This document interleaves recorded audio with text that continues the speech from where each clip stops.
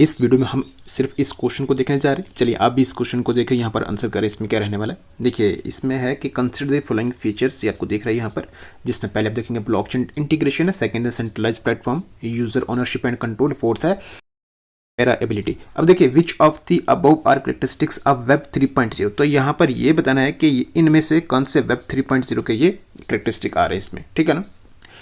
देखिए यहाँ पर अगर आप देखेंगे सबसे पहले ब्लॉकचेन इंटीग्रेशन। ब्लॉकचेन इंटीग्रेशन का मतलब क्या हो गया? देखिए ब्लॉकचेन जो कि अभी आपको बताया एक टेक्नोलॉजी है जिसका यूज़ करा जा रहा है, यूज़ होता है इसका ऐप्स में या फिर सिस्टम में। इसका यूज़ होता है किसके लिए? जो डिजिटल रिकॉर्ड है, डिजिटल डेटा है, उसको एक सिक्योर करने के लिए एक मतलब एक सिक्योरिटी मिलती है उसको। दूसरे साथ साथ वो क्या कहता है, डेटा जो है वो ट्रांसपेरेंट रहता है, ठीक है। बाकी बड़ी कंपनीज इसका यूज़ करती हैं और आगे आने वाले टाइम में इसका बड़ा अच्छे से यूज़ होने वाला है फ्यूचर में, आप देखें, ठीक है। बाकी इसका अगर इन डेप्थ अगर और आप जाएंगे तो इसकी फील्ड में भी आप जाएंगे तो एक ब्लॉकचेन डेवलपर के तौर पर आप काम कर सकते हैं इसमें जाकर, ठीक है ना। और अभी आप देखेंगे जैसे बिटकॉइन जैसी एक करेंसी है, उसका यूज़ करा जाता है इस ब्लॉकचेन टेक्नोलॉजी का यूज़ करके। तो मतलब ये हुआ कि ये ब्लॉकचेन इंटीग्रेशन, ब्लॉकचेन जो है इसमें वेब 3.0 में आ रहा है ये, ठीक है ना। ये इसका फीचर है ये इसमें। नेक्स्ट आप देखेंगे यहाँ पर सेंट्रलाइज्ड प्लेटफॉर्म। तो सेंट्रलाइज्ड प्लेटफॉर्म का मतलब क्या हो गया? मतलब किसी एक प्लेटफॉर्म के पास अपनी अथॉरिटी या पावर का होना, ठीक है।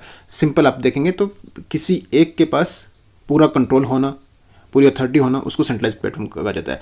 और डिसेंट्रलाइज का मतलब क्या हो गया कि हर एक की मतलब जो भी है यूज़र, उसका अपना अथॉरिटी होगी, अपना उसका कंट्रोल होगा, जो भी डेटा है, ठीक है ना। मतलब अगर उसका डेटा है तो वो डेटा का सारी अथॉरिटी जो है वो उसके पास रहेगी।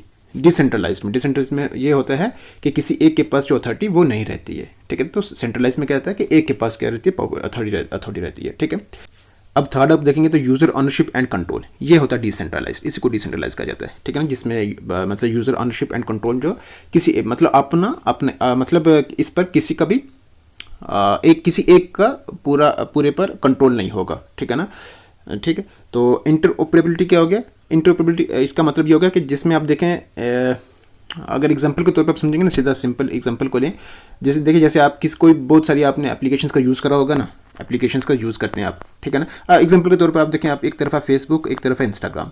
आप क्या करते हैं, आपका अगर इंस्टाग्राम पे अकाउंट बना हुआ है ना, तो आपको फेसबुक अगर आप नए आप अकाउंट बनाना जाओगे आप, तो आपको अकाउंट बनाने की ज़रूरत नहीं पड़ती है। मतलब बना सकते हैं आप डायरेक्टली वैसे, लेकिन अगर आप चाहेंगे तो यहाँ से आप क्या कर सकते हैं, लिंक कर सकते हैं। मतलब जो डिटेल सारी आपकी यहाँ पर होती है ना, किसमें, इंस्टाग्राम अकाउंट में, वो सारी आपको ऑलरेडी कहाँ पे मिल जाएगी, इस फेसबुक वाले में। मतलब ऐसी भी आपको चीज़ जो है वो देखने को मिलती है। मतलब एक जो इन्फॉर्मेशन डिटेल आपने डाली हुई है वो दूसरे के साथ क्या हो सकती है, लिंक हो सकती है, ठीक है ना। तो ये फीचर भी आपको मतलब ये उसी को क्या कहा जाता है, इंटरऑपरेबिलिटी। तो ये आता है किसमें, वेब 3.0 में। तो ये आप देखेंगे यहाँ पर ये भी इसमें वेब 3.0 में आ रही है, ये भी इसका फीचर आ रहा है इसमें, ठीक है।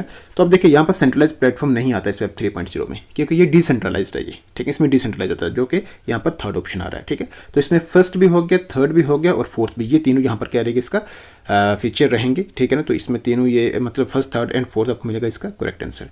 फर्स्ट, थर्ड एंड फोर्थ जो आपके पास रहेगा कौन सा, ये सी ऑप्शन, ठीक है ना। तो सी ऑप्शन इसका करेक्ट आंसर है। चलिए अब बहुत ही कम क्वेश्चन बचे हैं, अब हम नेक्स्ट वीडियो में करेंगे इस क्वेश्चन से, ठीक है जी। अभी तक के लिए चलिए इतना ही था।